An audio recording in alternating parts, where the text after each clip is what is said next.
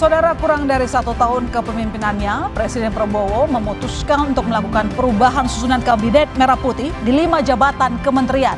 Salah satu jabatan yang diganti adalah jabatan Menteri Keuangan Sri Mulyani yang digantikan oleh Purbaya Yudi Sadewa. Apakah perombakan di tengah dinamika politik yang sedang hangat-hangatnya menjadi salah satu solusi yang tepat? Selain itu, sorotan lainnya di malam hari ini, saudara, adalah malam hari ini Timnas Indonesia akan bersiap menghadapi Timnas Lebanon dalam laga FIFA Matchday. Strategi apa yang bakal diterapkan Patrick Kluivert menghadapi lawan dengan peringkat FIFA lebih baik dari Timnas? Dua sorotan ini dan sorotan lainnya akan kami bahas di Sapa Indonesia Malam. Saya Audrey Chandra. Dan saya, My Sister Tarika.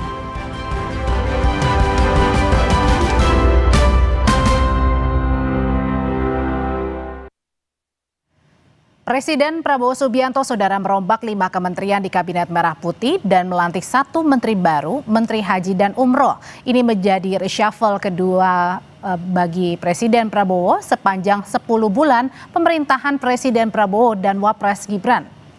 Pengumuman perombakan kabinet disampaikan oleh Menteri Sekretariat Negara Prasetyo Hadi pada Senin sore. Mensesnek menyebut pertimbangan perombakan kabinet berdasarkan evaluasi terus-menerus oleh Presiden.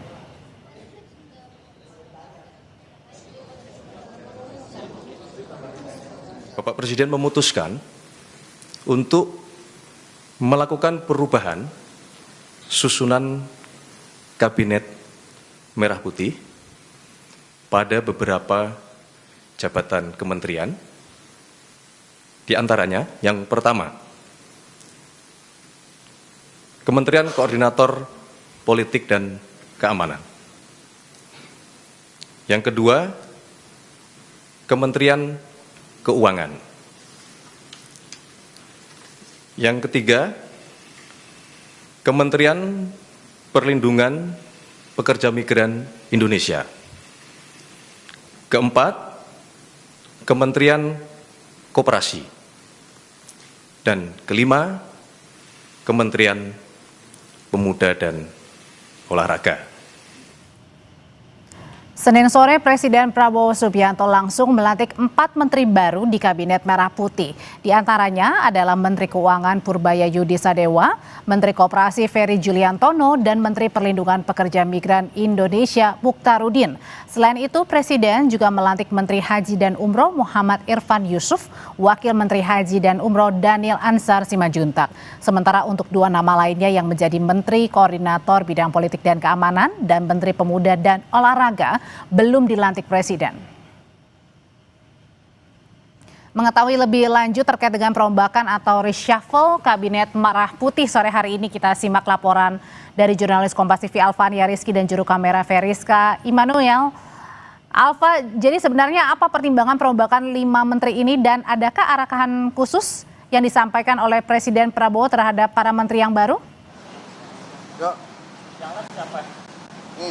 Audrey dan juga saudara, kalau secara langsung tadi disampaikan oleh Menteri Sekretaris Negara Prasetyo Hadi terkait dengan alasan perombakan kabinet kedua di Kabinet Merah Putih ini memang merupakan evaluasi dan hak prerogatif Presiden Prabowo Subianto. Tetapi kalau boleh saya ulas sedikit untuk Anda riwayat dari beberapa menteri yang kemudian diganti oleh Presiden Prabowo Subianto. Misalkan untuk Menteri Keuangan yang digantikan oleh Purbaya Yudi Sadewa yang merupakan kepala LPS sebelumnya, ini tersebar isu bahwa sebenarnya Menteri Keuangan Sri Mulyani ini sudah mengajukan beberapa kali pengunduran diri kepada Presiden Prabowo Subianto, dan puncaknya ketika sempat terjadi kericuhan demo beberapa waktu lalu. Kemudian yang kedua ada Menteri P2MI Adis Abdul Karding yang kemudian digantikan oleh Mukhtaruddin, Alek Komisi 2 DPR RI. Ia juga menggantikan Adis Karding terkait dengan skandal yang sebelumnya menimpa Adis Karding yang berfoto dengan salah satu pengusaha yang memiliki skandal. Kemudian ada juga Menteri Koperasi Budi Ari yang kemudian digantikan oleh Wakil Menteri Koperasi Ferry Juliantono dari fraksi atau dari Partai Gerindra. Ia juga merupakan terkait dengan skandal yang melibatkan Budi Ari. Dalam hal ini adalah judi online, dan satu kementerian baru yaitu Kementerian Haji dan Umroh yang sesuai dengan hasil rapat paripurna DPR RI memang harus segera ditentukan siapa pemimpinnya yang kemudian dipilih oleh Presiden Prabowo Subianto adalah Kepala BPH Haji. Setidaknya ini yang bisa kami analisis terkait dengan perombakan Kabinet Merah Putih kedua ini. Audrey. Ya, Alfa, salah satu menteri yang dirombak adalah Menteri Keuangan Sri Mulyani. Nah, pertanyaannya apakah pergantian ini merupakan perintah Presiden atau Sri Mulyani yang mengajukan pengunduran diri? Ya, Audrey dan juga saudara, yang menjadi menarik tidak secara eksplisit disampaikan atau dibeberkan alasan dibalik penggantian Menteri Keuangan Sri Mulyani ini, tetapi tadi disebutkan oleh Mensesnek bahwa sebenarnya ini menjadi salah satu bagian evaluasi dari Presiden Prabowo Subianto setelah hampir setahun menjabat sebagai presiden dan melihat kinerja dari Kementerian Keuangan. Tapi apakah ini berkaitan juga dengan pengunduran diri dari atau isu pengunduran diri dari Menteri Keuangan Sri Mulyani? Kita dengarkan langsung pernyataan dari Mensesnek Prasetyo Hadi. Menteri Keuangan itu mundur atau dicopot? Ya, bukan mundur, bukan dicopot. Jadi Bapak Presiden selaku kepala negara dan kepala pemerintahan, tentunya kita semua paham bahwa beliau memiliki hak prerogatif. Maka kemudian atas evaluasi beliau memutuskan untuk melakukan perubahan formasi. Tapi ada surat resign yang diajukan. Berarti dipastikan pertimbangan untuk Soal pertimbangannya banyak, itu kan ininya Presiden.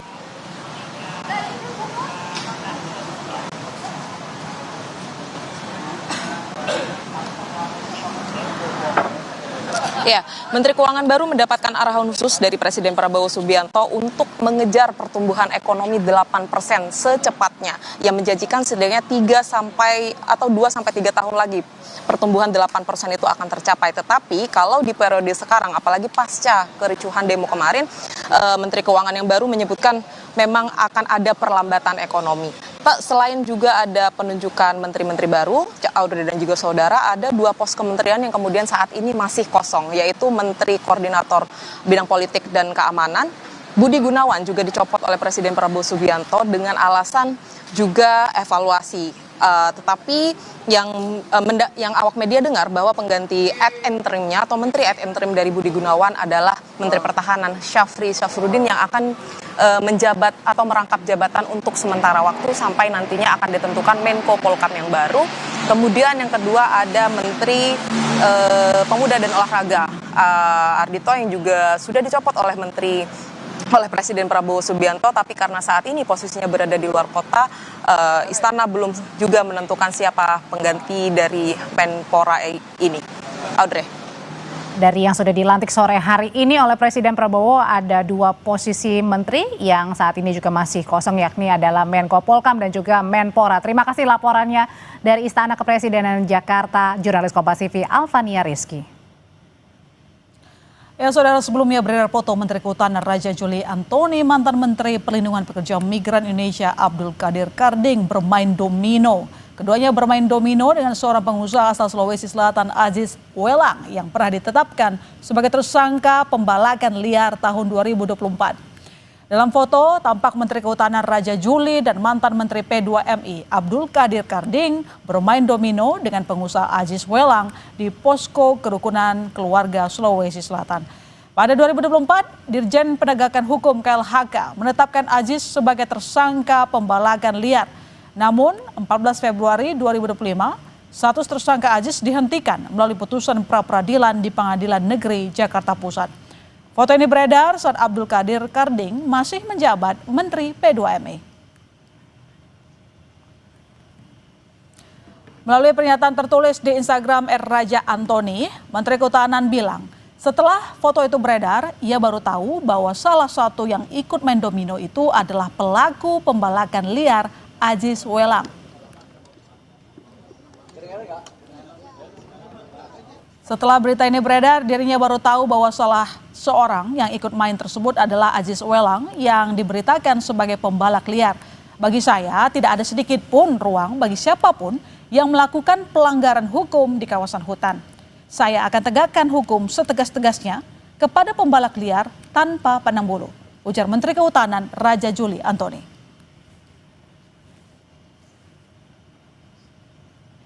Sementara itu, mantan Menteri Perlindungan Pekerja Migran Indonesia Abdul Qadir Karding mengklarifikasi foto dirinya bersama Menteri Hutan Raja Juli bermain domino dengan pengusaha Aziz Welang. Karding bilang ia mengajak Raja Juli datang untuk mengobrol di Posko Kerukunan Keluarga Sulawesi Selatan (KKSS). Karding minta publik tak menyalahkan Raja Juli sebab dirinya bertanggung jawab penuh saat mengundang Raja Juli main domino. Karding mengaku tak mengenal Aziz Welang secara personal.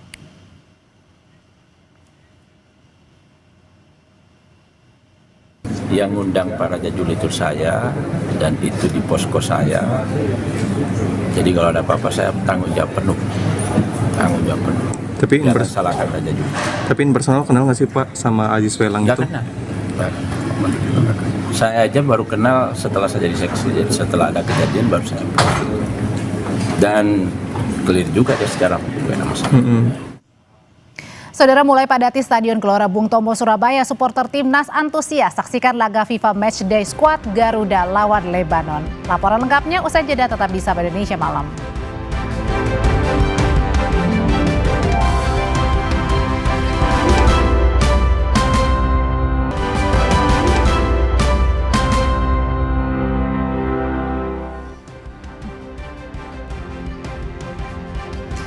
Saudara, Stadion Gelora Bung Tomo Surabaya jelang laga Indonesia melawan Lebanon mulai ramai oleh supporter timnas Garuda. Banyak supporter yang datang dari luar Surabaya menyaksikan secara langsung penampilan Jai Itses dan kawan-kawan.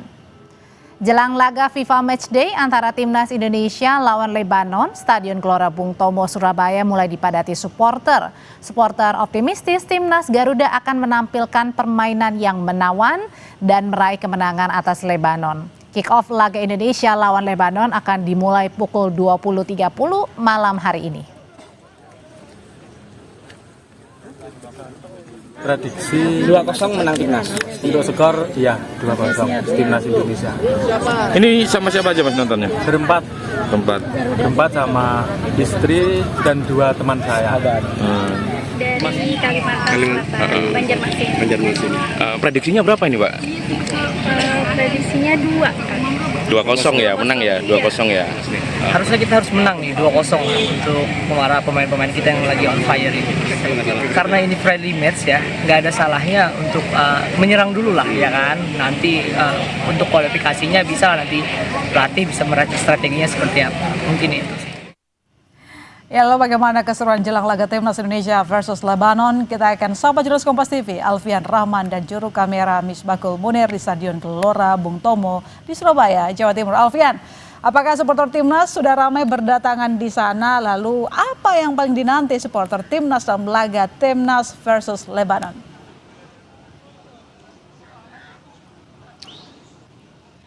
Ya, selamat sore Ilona dan juga saudara. Betul sekali, ribuan supporter tim nasional Indonesia sudah memadati Stadion Gelora Bung Tomo, di mana di tempat saya melaporkan saat ini yaitu berada di sekitar gate 19 dan juga 20 dari GBT Surabaya, di mana panitia sendiri ini membuka sebanyak 5 pintu akses untuk pemeriksaan tiket, begitu dari 21 pintu yang ada di stadion ini sendiri.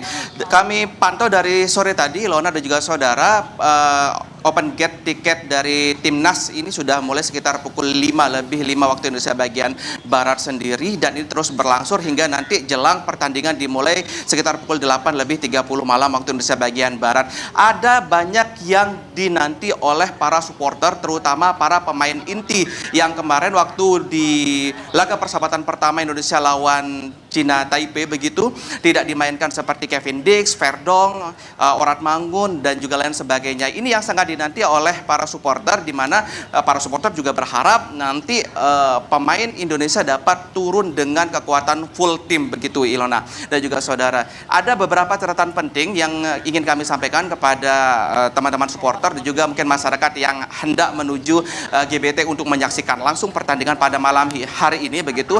Diharapkan para supporter yang akan datang ini menyiapkan barcode tiket yang sudah dipesan sebelumnya melalui Garuda ID, karena jika mengakses di area stadion ditakutkan akan sinyalnya akan susah begitu, maka dipersiapkan barcode-nya mulai dari rumah. Selain itu juga terdapat beberapa barang bawaan yang tidak boleh dibawa masuk ke dalam stadion seperti korek api, terus botol, termasuk juga air minum dalam kemasan tidak boleh dibawa, maka air minum yang akan dibawa diharapkan dapat diwadahkan menggunakan plastik, Ilona. Ini kami juga sangat antusias begitu dalam menunggu nanti jelang pertandingan dimulai Indonesia lawan Libanon. Ilona. Baik, terima kasih Alfian dan juga Munir atas laporan Anda. Selamat kembali bertugas rekan-rekan. Informasi berikutnya, saudara, setelah disemayamkan di rumah duka jasad almarhumah Erni, salah satu korban tewas ambruknya majelis taklim di Ciamas Kabupaten Bogor, langsung dimakamkan pihak keluarga di pemakaman umum yang jaraknya tidak jauh dari rumah duka. Sempat mendapatkan penanganan medis dari Rumah Sakit Medika Dramaga, satu korban bernama Erni dinyatakan meninggal dunia. Sebelumnya, sebuah bangunan majelis taklim di Ciamas ambruk menewaskan 4 orang dan melukai 85 jemaah.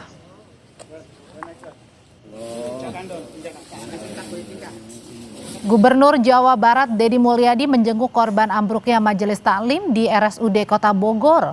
Hingga kini masih ada 11 orang yang dirawat. Deddy Mulyadi menjamin seluruh biaya pengobatan korban ditanggung oleh pemerintah Provinsi Jawa Barat.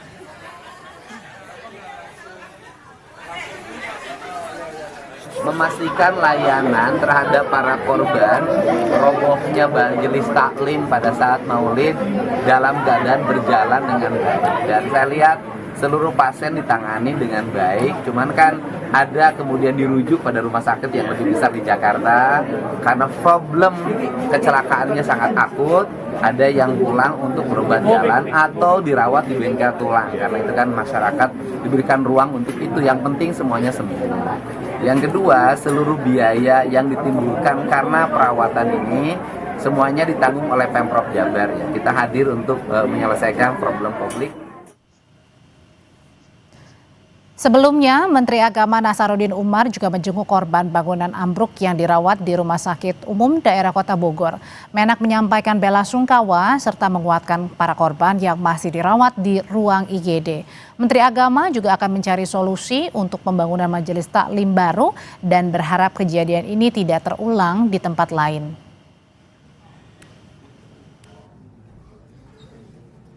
Kami menjenguk semuanya di beberapa rumah sakit dan insya Allah kita sudah mencarikan jalan keluar semuanya, pemerintah setempat, Basnas dan Kementerian Agama, termasuk juga kita akan membantu renovasi musallahnya yang rusak, tanda keprihatinan kita kepada keluarga korban. Saya mohon kepada kita semuanya, kita mendoakan semoga ini pembelajaran buat kita semuanya. Saudara, polisi menangkap 2 pelaku pembunuhan satu keluarga yang ditemukan tewas di Indramayu. Polres Indramayu menangkap kedua pelaku berinisial R dan P di Kecamatan Kedokan Bunder, Kabupaten Indramayu, Jawa Barat, Minggu malam.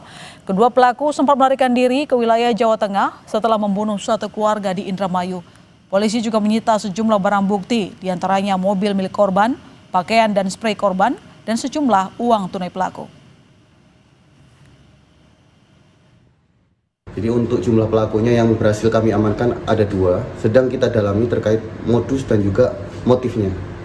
Hubungan antara pelaku dan korban itu hanya saling kenal dan juga pernah kebetulan bekerja bersama dengan salah satu korban di salah satu bank. Pelaku lain kita coba dalami terlebih dahulu. Sebelumnya 5 orang dalam satu keluarga ditemukan tewas di rumahnya sendiri di Indramayu, Jawa Barat. Kelima korban ditemukan terkubur di dalam rumah yang lokasinya di Kelurahan Pauman, Kecamatan Indramayu pada 1 September lalu. Kelima korban ditemukan warga dan kerabat yang curiga suasana rumah yang sepi.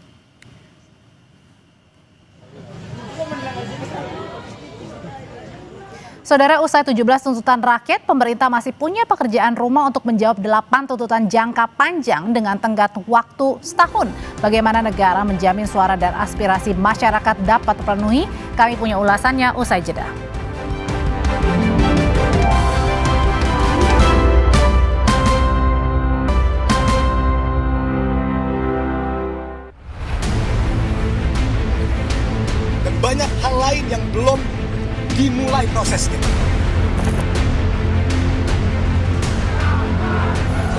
yang diminta, tentunya tidak serentak ya, semua dipenuhi. Kami minta sungguh-sungguh seluruh warga negara untuk percaya kepada pemerintah.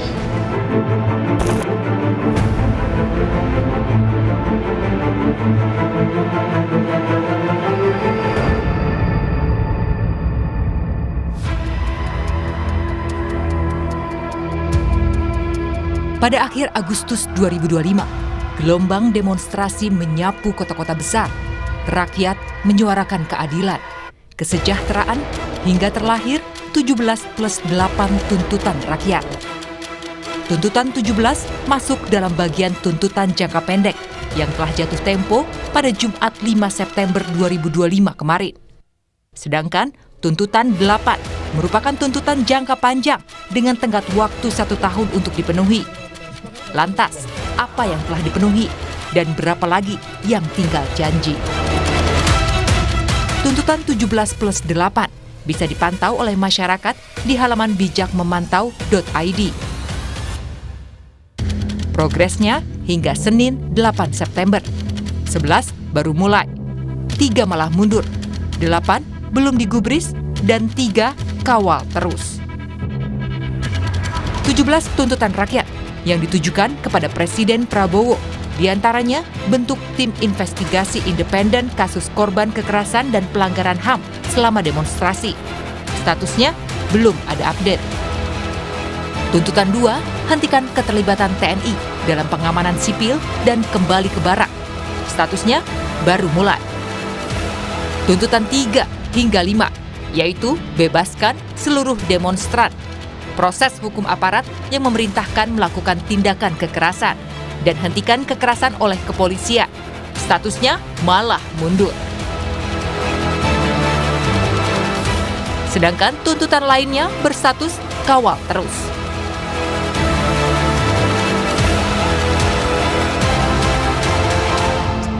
Pertama, tuntutan-tuntutan ini bukan dibagi ke satu lembaga. Tuntutan-tuntutan ini dari 17, 2 atau 3 per institusi. Dari DPR, Polri, TNI, dan juga Presiden. Dan banyak hal lain yang belum dimulai prosesnya. Tuntutan rakyat ada banyak. Tapi salah satu sesuai dengan message kita, transformasi, reformasi, empati. Salah satunya adalah transparansi dalam anggaran. 17+8 tuntutan rakyat lahir dari keresahan atas reformasi yang belum tuntas. Dari isu pelibatan TNI dalam pengamanan sipil, kriminalisasi demonstran, hingga kesenjangan transparansi DPR dan kesejahteraan buruh. Sebagai bentuk respons, DPR menghentikan tunjangan rumah dan moratorium kunjungan ke luar negeri. Tunjangan yang dipangkas mencakup tunjangan listrik hingga transportasi.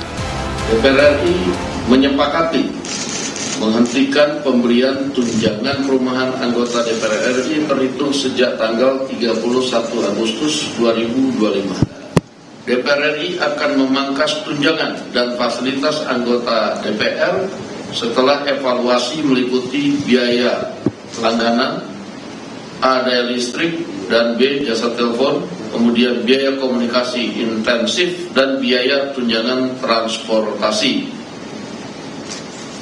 4. Anggota DPR RI yang telah dinonaktifkan oleh partai politiknya tidak dibayarkan hak keuangannya. Sebelum evaluasi anggaran, anggota DPR dapat membawa pulang lebih dari 200 juta rupiah. Kini, gaji dan tunjangan dipangkas sekitar 65,59 juta rupiah. Rincian gaji dan tunjangan anggota DPR yang telah dipangkas sebagai berikut. Gaji pokok 4,2 juta rupiah, tunjangan jabatan 12,8 juta rupiah, dan tunjangan konstitusional 57,4 juta rupiah. Total brutonya 74,2 juta rupiah. Tapi jumlah itu akan dikurangi pajak penghasilan 15% yang ditanggung negara. Sehingga take home pay atau gaji bersih anggota DPR sekitar 65,5 juta rupiah. Perjuangan atas tuntutan rakyat belum usai. Demonstrasi masih bergulir. meski tidak semasif beberapa waktu lalu.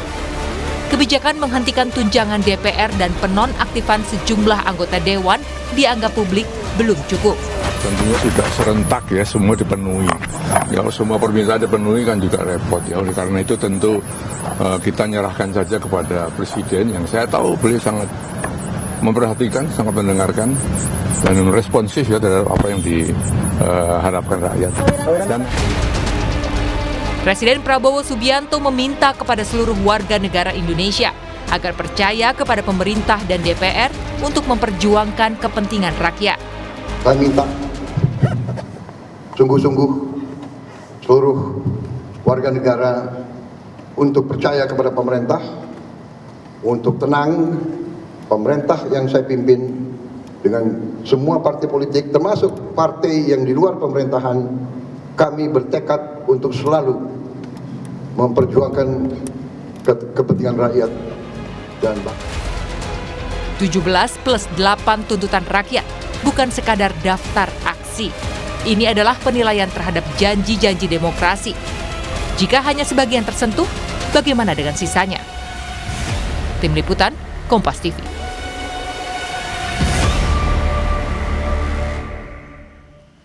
Saudara Gubernur DKI Jakarta Pramono Anung resmi mengubah nama halte Senin Sentral menjadi halte Jaga Jakarta usai aksi pembakaran saat unjuk rasa di Jakarta. Tidak hanya kembali beroperasi, halte Jaga Jakarta juga diisi monumen memorabilia di mana pengguna Transjakarta dapat melihat sisa pembakaran halte. Gubernur DKI Jakarta Pramono Anung mengajak seluruh warga untuk menjaga situasi Jakarta. Dirinya menambahkan, situasi Jakarta yang tetap aman dan nyaman dilakukan antara warga dan pemerintah secara bersamaan. Seluruh fasilitas halte Transjakarta yang sempat rusak kini sudah dapat digunakan. Bagian tiang halte yang sempat terbakar dijadikan memorabilia untuk bisa jadi pengingat agar kejadian serupa tak terulang lagi.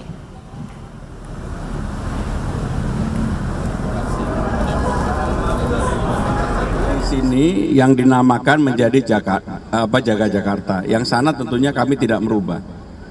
Tetapi tadi saya disampaikan informasi oleh Pak Dirut, di tempat ini aktivitasnya kurang lebih 10.000. Baik yang transit maupun yang menggunakan secara langsung pertama dari sini. Sehingga kalau dilihat dari volumenya kan besar sekali. Dan seluruh fasilitas pendukung mulai dari tempat untuk sholat, kemudian orang jualan, toilet, semuanya alhamdulillah sudah dipersiapkan secara baik. Sehingga dengan demikian, yang belum selesai adalah pekerjaan yang akan diselesaikan oleh Kementerian PU atas perintah Bapak Presiden Prabowo Subianto. Saudara, Presiden Prabowo Subianto merombak 5 kementerian di Kabinet Merah Putih. Bagaimana perombakan kabinet ini bisa mengatasi berbagai persoalan di negeri ini di tengah situasi politik terkini? Kita bahas usai jeda berikut ini.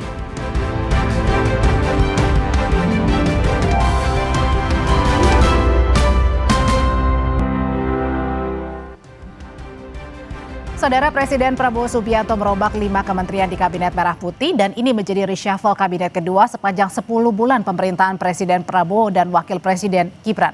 Pengumuman perombakan kabinet disampaikan oleh Menteri Sekretariat Negara Prasetyo Hadi pada Senin sore tadi. Mensesnek menyebut pertimbangan perombakan kabinet berdasarkan evaluasi terus-menerus oleh Presiden.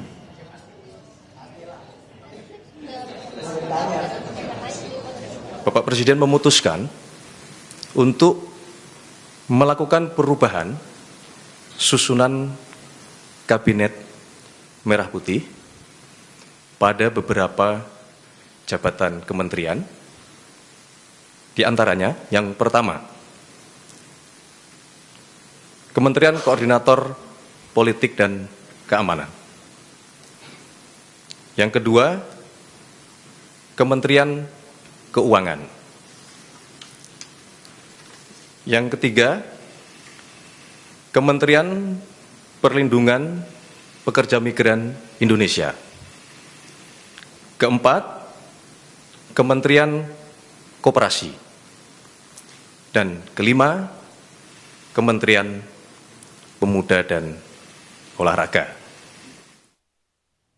Senin sore, Presiden Prabowo Subianto langsung melantik 4 dari 6 menteri baru di Kabinet Merah Putih. Di antaranya adalah Menteri Keuangan Purbaya Yudi Sadewa, Menteri Koperasi Ferry Juliantono, dan Menteri Perlindungan Pekerja Migran Indonesia Mukhtaruddin. Selain itu Presiden juga melantik Menteri Haji dan Umroh Muhammad Irfan Yusuf, Wakil Menteri Haji dan Umroh Daniel Ansar Simanjuntak. Sementara untuk 2 nama lainnya yang menjadi Menteri Koordinator Bidang Politik dan Keamanan, serta Menteri Pemuda dan Olahraga belum diungkap Presiden. Menteri Keuangan yang tadinya dijabat oleh Sri Mulyani kini digantikan oleh Purbaya Yudi Sadewa. Purbaya Yudi Sadewa sebelumnya adalah Ketua Dewan Komisioner Lembaga Penjamin Simpanan atau LPS. Sebelumnya ia juga pernah menempati sejumlah posisi penting di pemerintahan. Ia pernah menjabat sebagai Deputi Bidang Koordinasi Kedaulatan Maritim dan Energi di Kementerian Koordinator Bidang Kemaritiman dan Investasi. Berikutnya adalah Menteri Koperasi Budi Aris Setiadi yang digantikan oleh Ferry Juliantono. Ferry Juliantono, saudara, sebelumnya menjabat sebagai Wakil Menteri Koperasi. Lalu ada posisi Menteri Perlindungan Pekerja Migran Indonesia, Abdul Qadir Karding, diisi oleh Mukhtaruddin. Mukhtaruddin sebelumnya adalah anggota DPR RI dari fraksi Partai Golkar. Adalah juga Menteri Pemuda dan Olahraga yang sebelumnya dijabat Dito Aryo Tejo juga digantikan. Tapi ini sosok penggantinya masih belum diketahui hingga sekarang. Nah, posisi berikutnya adalah Menteri Koordinator Politik dan Keamanan yang sebelumnya dijabat oleh Budi Gunawan pun juga digantikan. Tapi sama-sama ini sosoknya untuk pengganti dari Budi Gunawan masih kosong. Presiden juga melantik kementerian baru yakni Menteri Haji dan Umroh. Menteri Haji dan Umroh dijabat oleh Muhammad Irfan Yusuf serta Daniel Ansar Simanjuntak sebagai Wakil Menteri Haji dan Umroh. Saudara, kurang dari 1 tahun kepemimpinan Presiden Prabowo memutuskan untuk melakukan perubahan susunan Kabinet Merah Putih di beberapa jabatan. Dan untuk membahas hal ini kita sudah bergabung bersama dengan Ansy Lema selaku politisi PDI Perjuangan. Bang Ansy, selamat malam. Malam, Audrey. Dan ada juga Adi Praitno, Direktur Eksekutif Parameter Politik. Selamat malam, Mas Adi. Selamat malam, Audrey. Saya mau pertanyaan yang sama buat ke Bapak-Bapak. Saya mau nanya dulu deh ke Mas Adi. Mas Adi, perombakan reshuffle kedua bagi Kabinet pemerintahan Pak Prabowo. Mengejutkankah Senin sore ini nama-nama yang beredar? Ya, kalau saya mau jujur sebenarnya tidak terlampau mengejutkan karena nama-nama yang diganti itu adalah nama yang sebenarnya sejak awal terkonfirmasi sudah mendapatkan protes dan resistensi dari publik untuk segera dilakukan evaluasi terukur. Misalnya Pak Budi Ari kan ketika dikaitkan dengan sejumlah kasus tertentu, itu kan mulai muncul desakan. Ini kan untuk mencitrakan bahwa clean and good governance pemerintahan kali ini kan betul-betul terjaga. Begitupun dengan Pak Karding, dulu sempat mengeluarkan satu statement bahwa untuk mengurangi pengangguran di Indonesia, kabur aja dulu. Adalah solusinya bekerja di luar negeri. Sampai Pak Menteri saat itu, Pak Karding sampai minta maaf kan secara terbuka. Bukan itu maksudnya.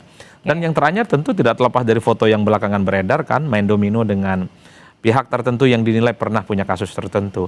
Adalah hal-hal yang saya kira secara explicitly terkonfirmasi bahwa sebenarnya sejak lama ada sejumlah menteri yang memang tinggal menunggu waktu untuk segera diganti. Ataupun Pak Dito ya, Menteri Pemuda dan Olahraga, harus kita akui performa di bidang olahraga dan kepemudaan kita kan memang jauh panggang dari api. Poli ataupun misalnya bulu tangkis kita bisa cek. Bulu tangkis adalah olahraga andalan kita.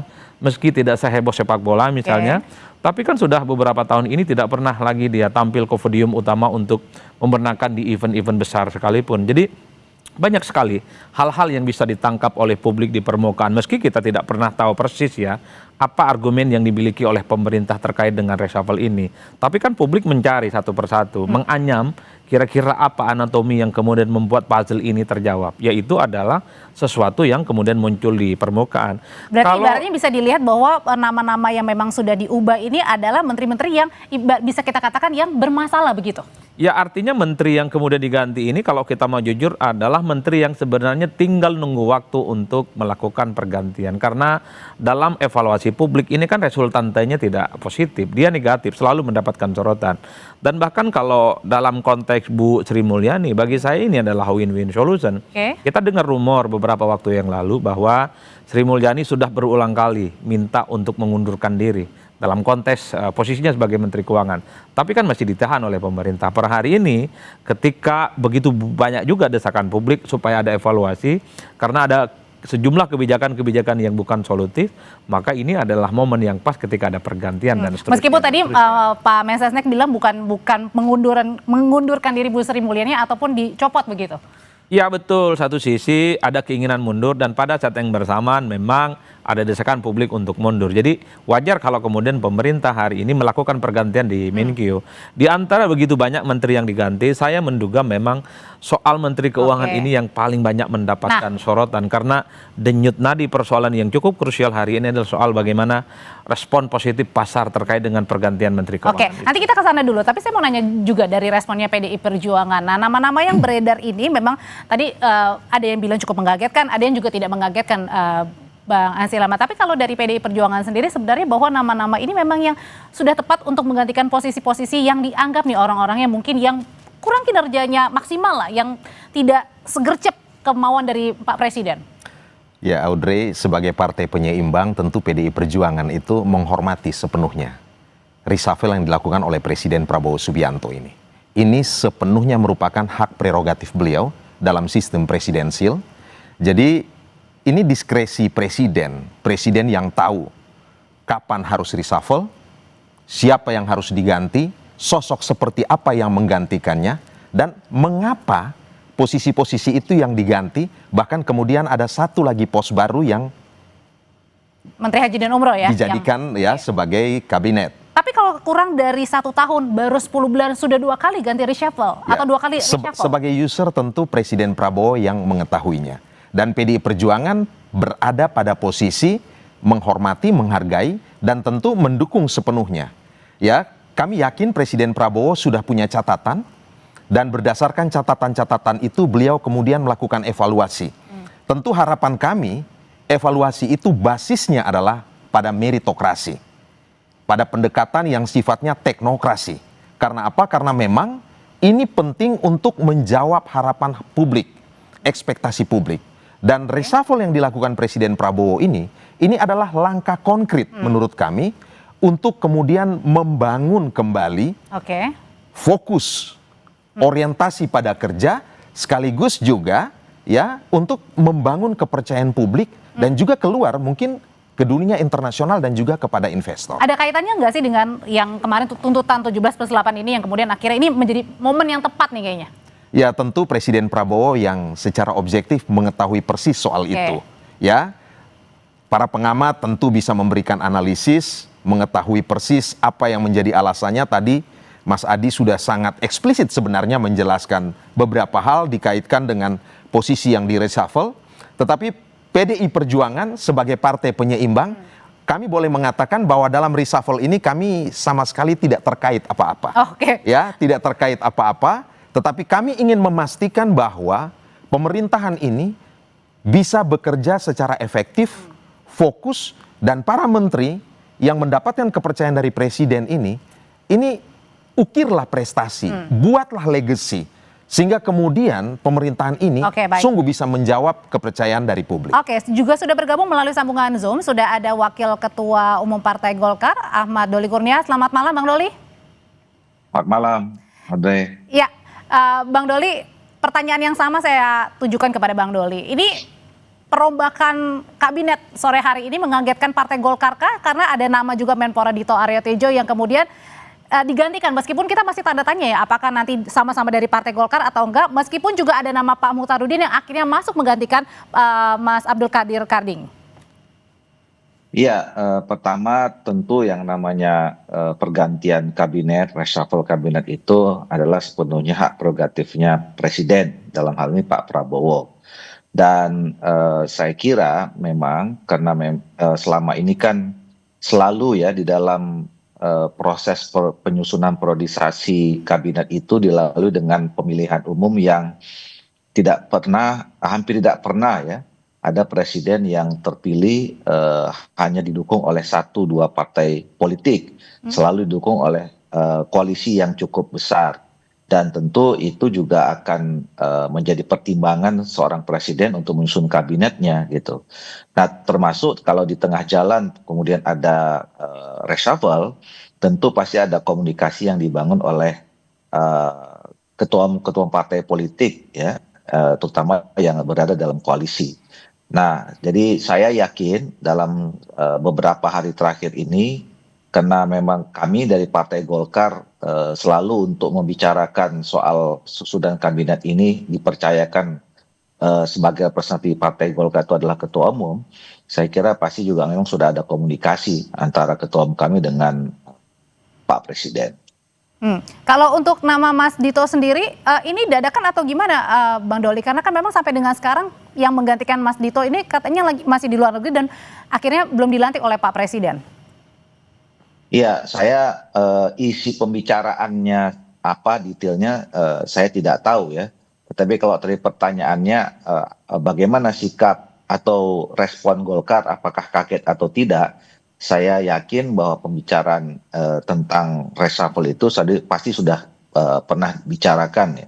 Entah kemarin, entah 2 hari yang lalu, atau beberapa hari yang lalu, atau mungkin sudah beberapa minggu yang lalu ya, antara Presiden dengan ketua-ketua partai politik, terutama ketua partai Golkar yang memang terkait dengan kadernya kan saat ini gitu. Masuk misalnya tergantinya Pak Dito dan kemudian masuknya Pak Mustarudin. Oke, Mas Adi, kalau misalnya memang tadi memang benar kalau misalnya reshuffle itu adalah hak prerogatif seorang presiden, tapi banyak yang mengaitkan juga nih, jangan-jangan ada kaitannya juga dengan meninggalkan lama-lama pelan-pelan ini warisan-warisan Pak Jokowi, nama-nama yang kemudian ada di dalam kabinet begitu. Oke, nama Bang Noel memang sudah ditetapkan sebagai tersangka, ada nama Pak Budi yang digantikan hari ini, kemudian Pak Abdul Qadir Karding juga gitu. Ya, yang menarik dalam politik kita ada cocok logi aja sih memang soal hubungan bagaimana Solo dengan Kertanegara ya. Tapi bagi saya secara prinsip kalau kita mau jujur, yang kita harapkan dari evaluasi ini adalah soal bagaimana pergantian kabinet adalah memperbaiki kinerja tentu saja. Soal ekspektasi publik tentang kemiskinan, soal ketenagakerjaan, terkait dengan kemiskinan dan pengangguran, itu memang harus segera ada solusinya, Audrey.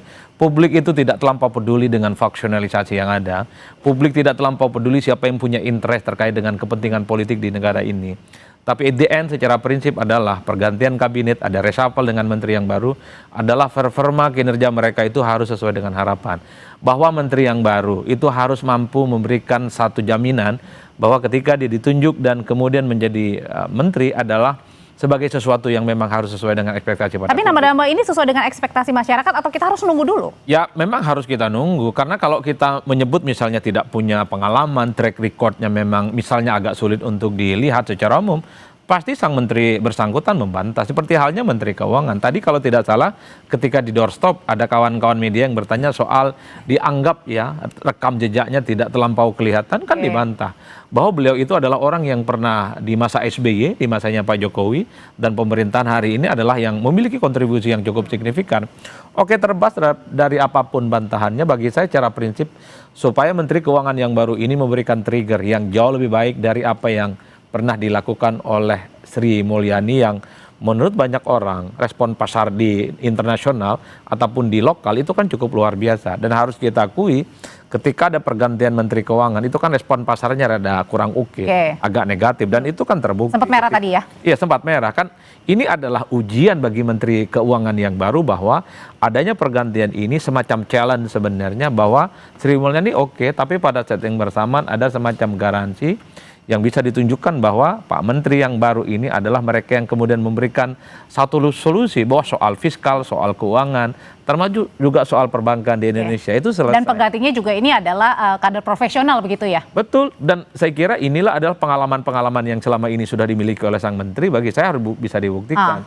Dan kalau kita mau tracking satu persatu, orang-orang yang saat ini dilantik jadi menteri, sebenarnya dia memiliki rekam jejak sekalipun tidak terlampau menonjol. Tapi bagi saya IDN adalah untuk membungkam kritik, untuk membungkam keraguan itu adalah adalah pembuktian yang nyata dari kinerja itu. Oke, Bang Ansy, berkaitan dengan Bu Sri Mulyani nih, yang kita tahu bahwa Bu Sri Mulyani ini erat dikait-kaitkan dekat dengan PDI Perjuangan begitu. Kemudian juga nama Pak BG, Pak Budi Gunawan juga dekat dengan PDI Perjuangan. Sebenarnya ini dari PDI Perjuangan sendiri responnya seperti apa menyikapi dengan dua nama yang akhirnya terkena reshuffle sore hari ini?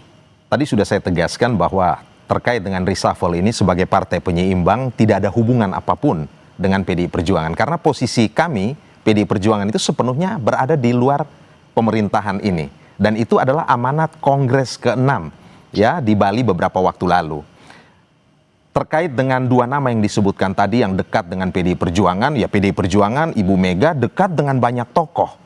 Ya, termasuk dekat dengan kedua tokoh yang disebutkan tadi.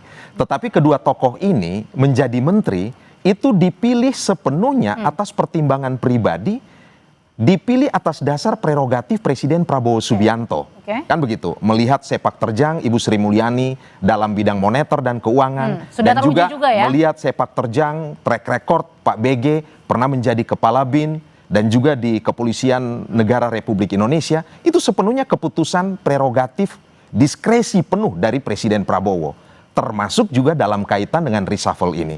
Dan perlu saya sampaikan bahwa kedua tokoh ini bukanlah kader PDI Perjuangan karena tidak memegang kartu tanda anggota atau KTA.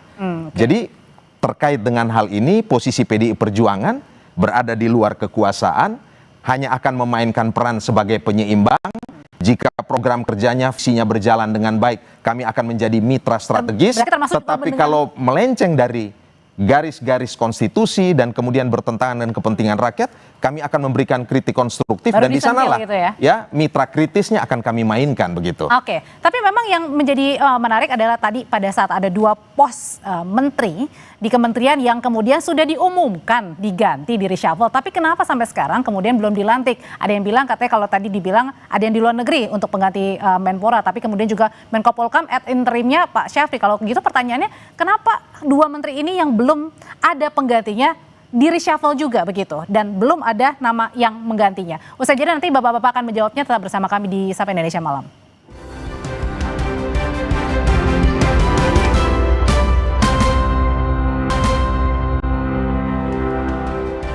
Menyambung pertanyaan saya sebelumnya, jadi Bang Doli, menurut Anda sendiri kenapa akhirnya diumumkan dua menteri yang di reshuffle, ada Menko Polhukam dan juga Menteri Pemuda dan Olahraga yang kemudian sudah diumumkan akan terkena reshuffle, tapi penggantinya belum ada dan belum dilantik sampai sekarang? Waduh, saya kalau itu kan soal teknis sekali dan itu berkaitan dengan tadi ya, bagian terdalam dari soal kewenangan atau hak prerogatif presiden ya. Kan saya sih mengatakan ya, kapan, siapa dan bagaimana ya cara reshuffle itu semuanya sepenuhnya hak prerogatif presiden. Jadi kalau ada dua nama yang sementara ini, dua pos yang dianggap harus berhenti dan kemudian penggantinya belum dilantik sama dengan yang tadi dilantik, ya saya kira itu yang paling tahu Pak Presiden ya. Nah, dan kemudian di istana. Oke, kalau Menteri Pemuda dan Olahraga sendiri, Mas Dito kan kader Partai Golkar. Nah, ini akan digantikan, kalau menurut informasi yang mungkin Bang Doli juga sudah terima, akankah sama dari Partai Golkar juga nih yang menggantikan? Ya itu tadi, kita tidak berani berspekulasi ya Audrey ya, karena nama-nama itu kan tentu persetujuan terakhirnya adalah presiden ya. Dan saya yakin, tadi saya mengatakan bahwa memang pasti ada pertimbangan dari unsur perwakilan dari partai-partai politik koalisi. Tetapi yang paling menjadi pertimbangan pertama Pak Presiden adalah bagaimana pergantian menteri-menteri ini untuk dapat meningkatkan kinerja kabinet secara keseluruhan. Jadi saya kira itu yang menjadi pertimbangan. Nah, siapa orangnya, sekali lagi pertimbangan itu adalah ada pertimbangan Pak Presiden. Oke, ada nama ada nama yang belum dilantik begini, Menko Polhukam dan juga Menteri Pemuda dan Olahraga. Kira-kira PDIP akan diajak untuk gabung atau enggak nih Bang? Keputusan tertinggi di PDI Perjuangan itu di Kongres. Dan kemarin secara eksplisit sudah disampaikan bahwa kami partai penyeimbang. Tapi kan belakangan selalu dan berada di luar kekuasaan. Dekat dengan Pak Prabowo kan? Itu bagian dari komunikasi politik. Mbak Puan sebagai Ketua DPR RI. Ada Ketua DPR, di situ juga ada Ketua MPR. Kalau kita lihat dalam acara-acara resmi kenegaraan, ya memang Mbak Puan menjalankan tugas sebagai Ketua DPR RI. Tapi di sebelahnya Pak Prabowo terus? Memang seperti itu memang. Relasi antara legislatif dan eksekutif. Kan begitu. Dan itu hal yang biasa dalam sistem ketatanegaraan kita. Tetapi yang ingin saya tegaskan bahwa tentu reshuffle kabinet ini PDI Perjuangan menyambutnya dengan positif saja, dengan konstruktif saja. Apa Pak Prabowo juga kemudian juga ini nggak sih curhat atau mungkin berpikir pandangan lah, tukar pandangan gitu dengan PD Perjuangan? Ya, relasi Pak Prabowo dan Ibu Mega sebagai presiden kelima ini tentu sudah panjang dan punya hubungan yang relatif baik, dan pasti kedua tokoh kalau bertemu pasti bicara tentang kepentingan bangsa dan negara, kan begitu.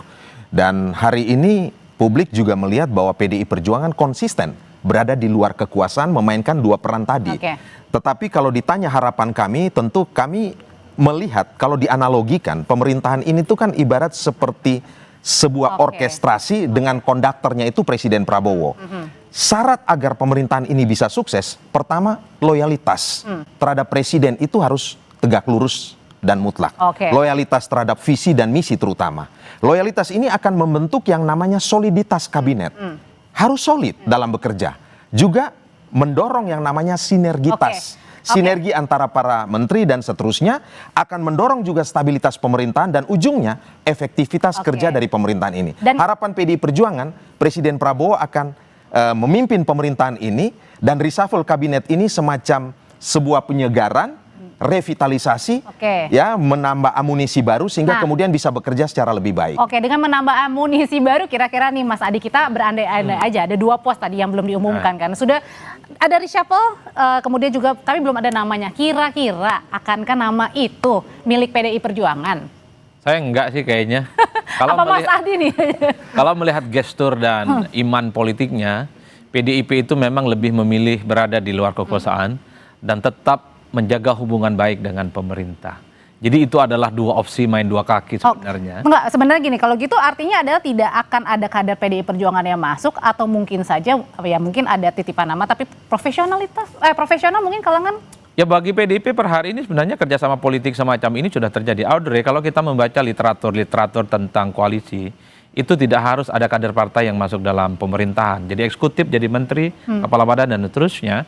Kerjasama itu bisa dilakukan di parlemen. Dan kita tahu per hari ini PDIP sekalipun berada di luar kekuasaan, tapi posisi-posisi kunci, alat-alat kelengkapan dewan, dalam banyak hal PDIP juga mendapatkan proporsi yang cukup maksimal. Selain partai pemenang Pileg, tapi ini kan menunjukkan betapa hubungan baik antara PDIP dengan Gerindra yang ini dikonotasikan sebagai hubungan kakak adik sedang baik-baik saja. Jadi bagi PDIP sebenarnya nggak terlampau punya intensi untuk kali ini ya menjadi bagian di dalam pemerintahan, entah kadernya atau orang yang teridentifikasi menjadi bagian dari PDIP.